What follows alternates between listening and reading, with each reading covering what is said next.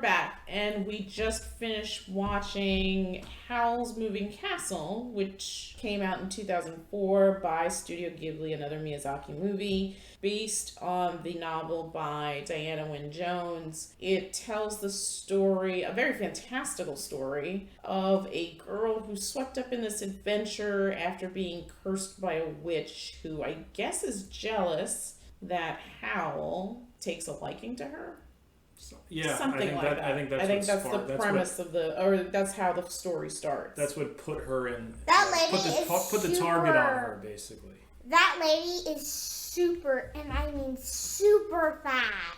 Oh, the Witch of the Wastes is who was voiced by Lauren the Bacall. iconic Lauren Bacall. There was a lot of older kind of A-list actors. Gene Simmons played older Sophie. Blythe Danner played Suleiman. Christian Bale is the main. He's Howl. Main Billy Crystal is character. Calcifer, and younger Sophie is played by Emily Mortimer. Gee, this was your pick. What made you pick this movie? Just wanted to pick a movie. Just wanted to pick the movie. What was your favorite part? Definitely not any romantic parts. Did you not Those expect there parts to be were as much? awful. Did you not expect there to be as much romance aspects to this? Yeah, I thought it was just gonna be fantasy, but Adventure. Okay. Do you have a favorite character?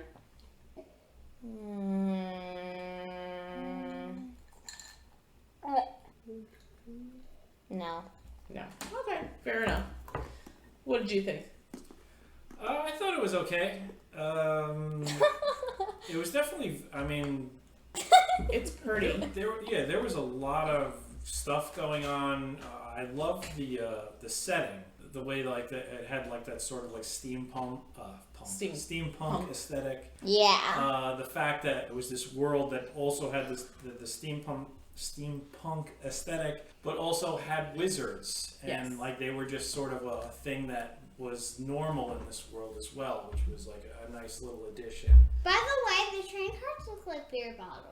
Like the what looked like beer bottles? That thing that she was riding on, that blue thing that takes people to places, like a bus. What? Oh, you mean the trolleys? Yeah. Wrong. It looks really? like it had a beer bottle, and it was pumping out that gas. Oh, the pipe that was sticking out of the top. Yeah, it kind of Okay. looked like a beer bottle. All right. Yeah, I mean, all the designs were very interesting. The airships. Airships. Yeah, you could see that they took a lot of time, and there was some really intricate stuff going on. The animation was a lot of super attention to intricate. detail. And It's funny because you see something like this, which was 2004, and then you see older Studio Ghibli stuff, which is still pretty, but not as detailed. This definitely, and there were times where I was watching it and I was turning to you and I'm like, is that 3D? Is that 3D? I just couldn't figure it out. I gotta be honest, I couldn't really tell. I would say 90% of the film was 2D. 2D, yeah, But for sure. then the scenes where you see Howl's Moving Castle, the castle at some points looked sort of like a Monty Python-esque cartoon, like a Terry Gilliam cartoon. Oh yeah. With his castle looked very ugly. it was a big, It was not like a pretty. big Hodgepodge messy hodgepodge thing with leg chicken legs, kind of. Yeah, like that. The lady with the house that has chicken legs. Yeah, like Baba Yaga. Baba Yaga. And the house almost looked like a collage, like I was saying, with like a Monty Python cartoon where Terry Gilliam would just take a collage elements and animate them in a very crude way. It sort of looked like that, but it was not crude. It was very detailed. very detailed, and at times I didn't know if it was like 3D or if it was just 2D, and they were doing some sort of strange filter or camera effect on it. It's something that I haven't really seen, and it was just, you got to see it. It looks great. Yes. Yeah, it was definitely a very good-looking movie. I don't know. I don't know what I was expecting. I think there's definitely more love. It was definitely a love story. This particular movie. Yeah, that's probably one of the things that I mean, it wasn't because I was, getting all skeeved out with cooties or anything like that, like the kids Like the kids were. But yeah, because it's gross. I will say that the love story, one of my pet peeves is like unearned love story, where it's just sort of like one of the characters just blurts out, "I love you," and it's like, why? Why do you love this person? You don't even know this person. Yeah. And one of the weird things was the main character, the girl, Sophie, kissed multiple things. Yeah, but she only kissed Hal in a way that was like a romantic way. I mean, when she kissed Calcifer, it was just sort of like, "Oh, you're alive, yay!" Like friendship. Like a friendship thing. There wasn't any. She wasn't playing the field.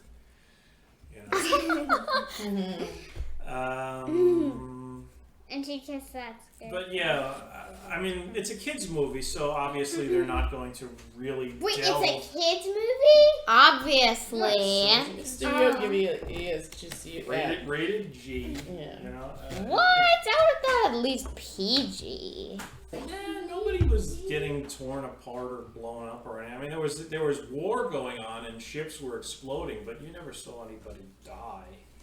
I guess. I mean, maybe some of those mud people or whatever were a little bit scary in the way they were animated. No, they weren't. They really weren't. Okay, well there you go. From the mouth of an 8-year-old girl, they were not scary, but they were animated very well and they were creepy.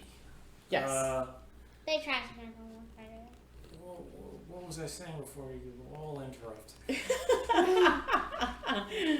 You were talking about the aesthetic of the film. It's a kids movie, and you're not going to delve too deeply into how they achieve their love. In kids' stories and fantasy stories, love is a very simple thing. Sometimes it's love at first sight. No, that doesn't exist. It's not that exist. easy for people. That doesn't exist. It's not that easy. It's not in reality, but like I said, this is a kids I think it story. depends on the circumstances. No, I'm sure there it are people doesn't. that fall in love at first sight. No. I think they fell in love. I disagree. But that's I'm not saying it's impossible. I'm just saying. No, is it the norm? No, I agree with you. It's not the norm, but I think it does happen. Don't sane, S-A-N-E, people don't fall in love with someone they just laid eyes on. That's stupid. That's not really love. That's something else. It's You know what? Which doesn't Our exist. parents' generation was not about long courtships or getting to know people. You sort of were assigned a suitor, and that was it. I mean, that wasn't love at first sight either.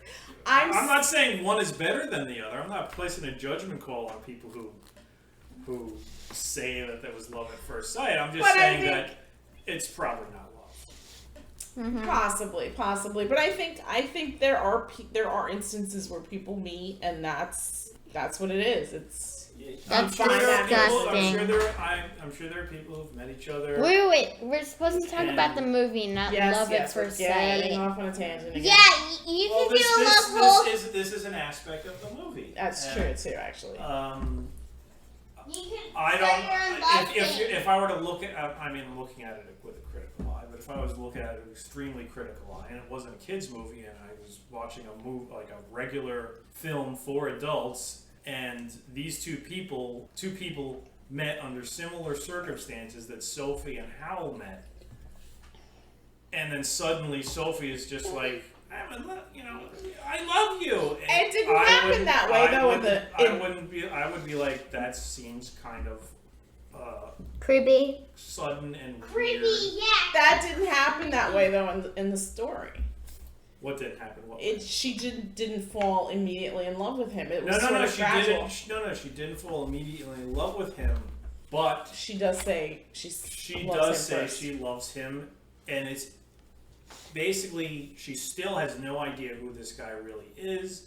She just sort of wandered into his life after certain circumstances affected her, and she's welcomed for some reason He doesn't really let on that maybe he knows what's going on with her. I'm guessing he does know what's going on with her. Yeah, he probably does. And suddenly he comes home one night, he's in some dire straits or he's in bad shape, and I love you. Why? She didn't say. Yeah, She didn't say why? I love Why, you until like please? 3/4 into the film. No. Yeah. No. It was like No. the first. No. It was the. You no, are wrong. It was like the day after she moves into This the house. movie is 160 minutes, which It's a is long what? movie. It's a long movie. It's a long movie. More than It's 2 like hours. 2.5 It's hours. a long movie, but she It's not says 2.5 she hours. says it way before she has any sort of real conversation with the guy.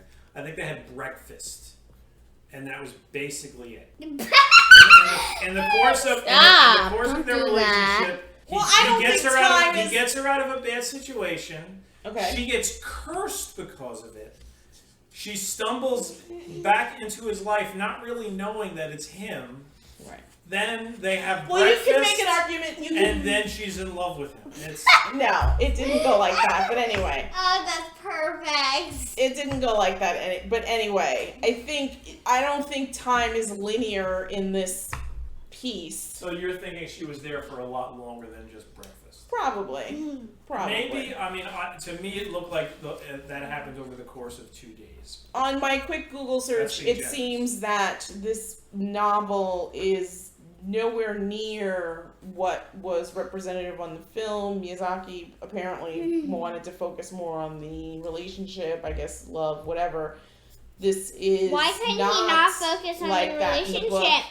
And apparently, the writer who I've never really read, Diana Wynne Jones, is she's passed, unfortunately, but is famous for writing a lot of fantasy and kids books, and also Did she die before the movie came out? no, I think she died a little after, but apparently Miyazaki, I think, showed her like the final movie.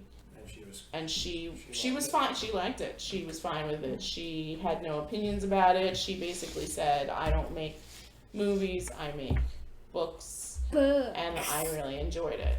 Alright. And, where was I going with my... Tangent. Not tangent. I had a thing that I You was said going to the say. book was more. Was didn't different. really And focus as on a the writer, I romance. think that there was actually a bunch of other writers that kind of emulated her, and one of these book series is the Harry Potter series, apparently. Harry Potter What? was influenced by Howl's Moving Castle. Well, not by Howl's Moving Castle necessarily, but by that author, Oh, by Diana that Wynne author. Jones. Oh, Yeah. I've never actually heard of her, so. Yeah, I've never really heard of her either. I'm curious now to pick up her books, but they say that she wrote a lot of books in that vein, child/fantasy. I love young adult fantasy, actually. Okay. Yeah, I Maybe love we young will pick up some adults. books for you. Olive, what did you think of the What do movie? you think, Olive? I thought it was good. It's just that I didn't like the romance parts at all. I Okay. can Because get they that. don't really like romance that much. I can get Okay. that. Mom and Dad do. Well, you're 8. I We're- get. we're- I'm not a big romance guy either, but if it serves the purpose of the story, I'm all for it. And it was like it was a sweet movie. Even I sound like I'm really harsh about the whole love at first sight is bullcrap, but It is. Yeah. but it basically was a sweet movie. All the characters were very nice, were enjoyable. Like you didn't like hate anybody. Probably my least favorite character was probably the Witch of the Waste. She was Who annoying. I found And interesting, but I was like, why are you still here? Right. Why are you? Like, seem at to be the sabotaging all this that stuff, was, and yet. that was another thing. At the ending, remember that almost near the ending where she took the fire. She was. She sabotaged. She sabotaged she basically almost killed Sophie because she was like all obsessed with something, and it was like And she was upset. it was with his like heart. you're way more trouble than you're worth at this point. Yes. And Agreed. it sort of led me to another thought while I was watching it, was the fact that Sophie Kept her around. that Sophie she saw the good in everything. Yes. And I was like thinking, didn't we see something similar to that recently, where there was this one character who just always saw the good in people, even when they were crap? Ponyo? I don't think it was Ponyo. Because Ponyo didn't really have a character like that, a character who saw the good in everybody. But I feel like we saw something recent. But basically that was like Sophie's thing. She clearly saw the good in everybody, because she was just like picking up orphans left and right. Right, yeah. Turnip There's Head. Turnip Head, the Scarecrow, there's the Witch of the Waste. What? Turnip Head is the Scarecrow, Dad. That's exactly what I said. Yes, yeah. Turnip Head, the Scarecrow. The Witch of the Waste. The And dog. Witch of the Solomon's Waste, dog. that weird dog. That she thought was that guy. She thought it was Hal.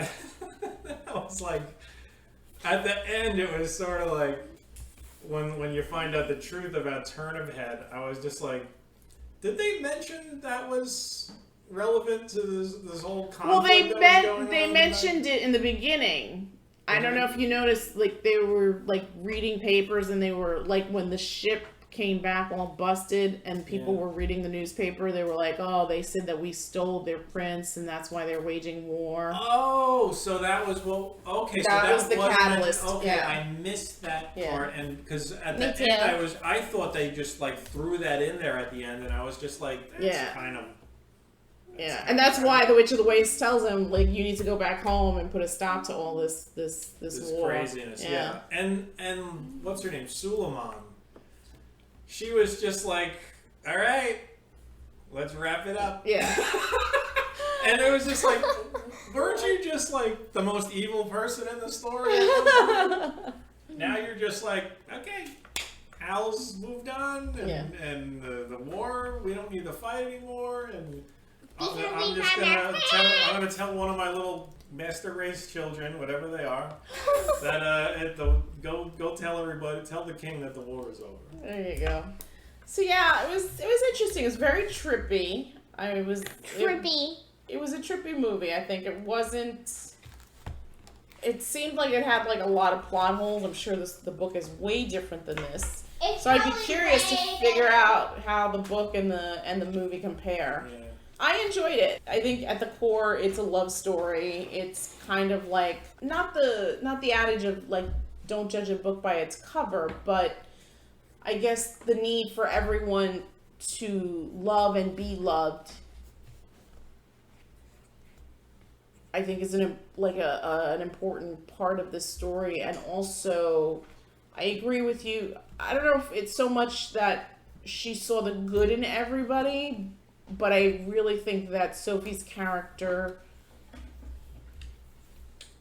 was very pragmatic and a realist. Even prior to the spell being put on her, she seemed like the kind of person that was like, okay, this is the life that I've been given. I'm going to make the best of it. She wasn't flashy. She didn't think she was a good-looking girl. Yeah. She thought she was ugly. She thought she was ugly for some reason. Yeah, she just kind of lived her life. Better Try to be the best person that she could be. She wanted to be very responsible and keep the hat shop open because it was her father's business. And I guess the father passed away. And that was like another thing, like the mother just shows up and she's like, oh, you look so old, like you're her mother. Why aren't you more concerned that your daughter has been transformed into an old woman? Yeah.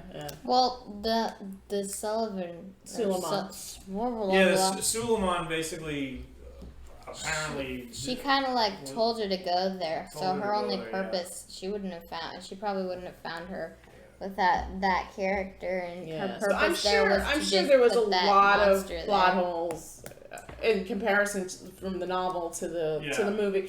It still doesn't take it away, though. I think it's I'm gonna say not for kids under 10. I feel like younger kids might get lost in this. It's a very long movie. No, there's a lot of stuff going on. I don't think kids would get really lost in it because I think like this story is made for somebody who's not really looking for those plot holes. You know, it's interesting. I didn't even think of it that way.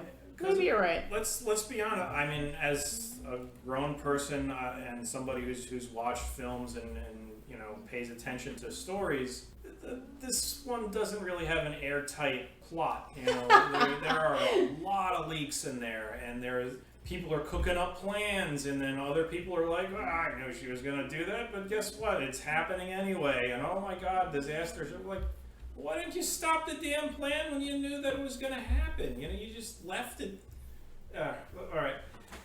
So, but a little kid's not going to care about that. A little kid is going to watch it like they watch cartoons and just be swept up in like the whole thing. This is great, and I got to be honest. There was a lot of stuff that was just like little me would have just been like, man, that's cool.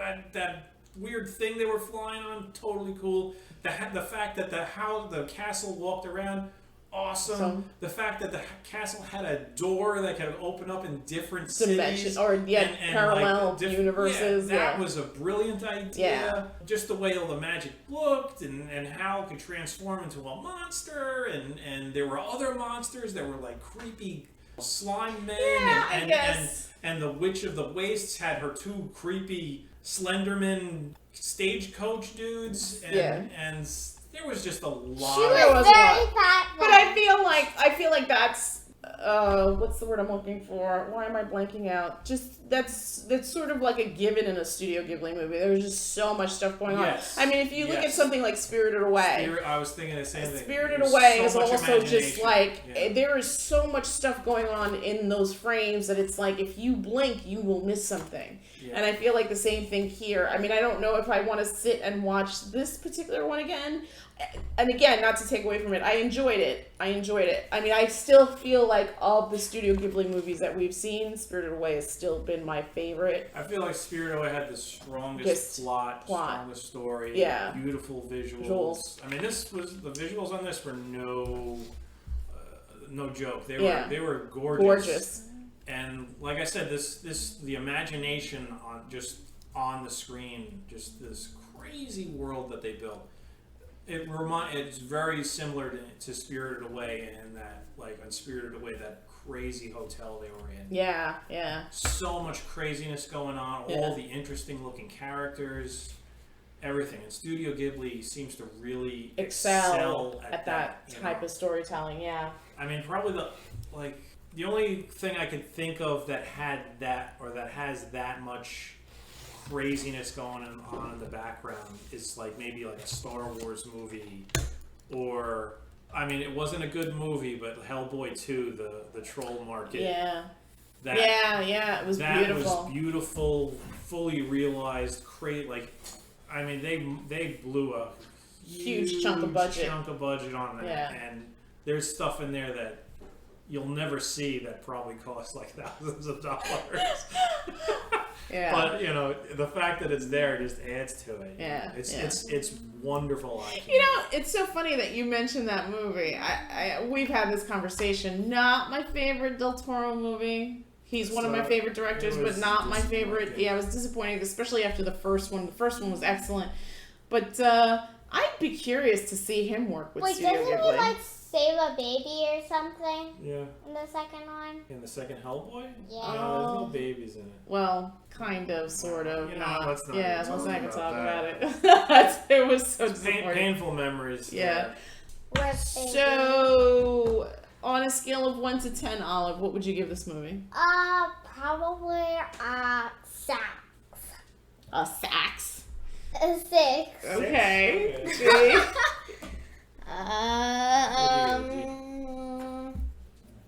6.55. 6.55. I knew it was gonna be a 7. I'd say a 6.5, 7. I'd give it a 7. Yeah. I mean, like I said, the technical aspects of it are just beautiful. beautiful. There's a lot of interesting stuff going on. The plot is okay. There are a ton of holes in the plot. A ton of stuff that'll be like, huh? How did we get here? As far as like something that a kid would just totally be grasp into. onto. Okay, At least I could see myself as a kid just being like, oh man, that's awesome. I don't even care about the kissing. Yeah. There wasn't too much kissing. Yeah, what? No, they kissed at the end. Yeah. Yeah. It was pretty much. Yeah, too much kisses. One other time. Yeah, it was good, but like I said, there's some plot holes in there, but it's I would say a great kids movie. I am not gonna go through the parents' guide on IMDb, but I will mention there is a scene where Hal's butt is shown. Oh, yeah. Just in case for the parents out there. You see some butt crack. You see some butt cheeks, but it was nothing. mildly shown. It was mildly shown. It wasn't anything. Yeah, so it was just also covered with slime at the. Yes, it's a very strange scene. But anyway, just a disclaimer there, I guess, for parents that are squeamish about butt cheeks. Although honestly, their butt cheeks are everywhere. Yeah, everyone's got them. Everyone's got them. Everyone loves shaking. Yeah, I would give it a 7. You would give it a 7. 7. Yeah, I think it's a fun summer treat. It is a long movie. Yes. It was way longer than I thought it would be, but no regrets. It wasn't bad. Totally easy on the eyes. Really pretty. Really pretty. A lot of decent voice actors. I was surprised at like Lauren Bacall being one of them and Gene Simmons. Yeah. I mean, like I said, these are like golden cinema kind of marquee actors. So to see them, not Gene Simmons from Kiss. Yeah, not Gene Simmons from Kiss. Gene Simmons like from The Robe with Richard Burton. That Gene Simmons. But yeah, I thoroughly enjoyed it. Yeah, I liked it as well. I liked it a lot better than Ponyo. Unlike Ponyo, it didn't have the big rap breakdown of the theme song at the end. Yes. Which was a little disappointing. That's fine. And it's not really a retelling of The Little Mermaid. So yes, which is the worst fable ever. Okay, so that's it from us, and we will come back with another review soon. Good night. Boy, come here. Come here. Night.